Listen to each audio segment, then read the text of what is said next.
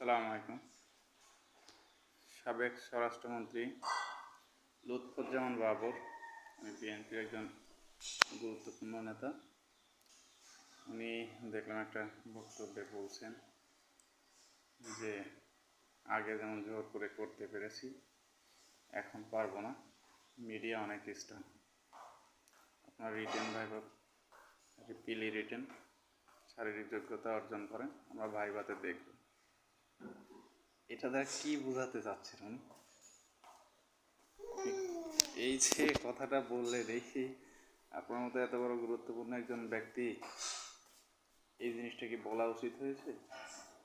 আমরা সবাই জানি যে রাজনৈতিক ব্যক্তিরা বিভিন্ন লিঙ্ক লবিং করে থাকেন, এটা ওপেন সিক্রেট।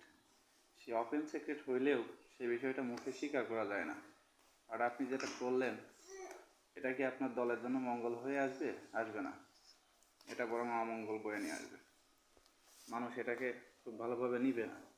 আপনার দলীয় নেতাকর্মী এরা হয়তো আনন্দে উৎফুল্ল হতে পারেন, লাফালাফি করতে পারেন, কিন্তু এটা শারীরিকভাবে আপনার দল এবং দেশের আপামর জনসাধারণের জন্য ক্ষতিকর হয়ে আসবে। এটা উচিত হয় নাই আপনার এটা বলার অধিকারও নাই। আপনার রাজনৈতিক নেতারই অধিকার নাই লিঙ্ক লবিং করে কাউকে চাকরি পাইয়ে দেওয়া।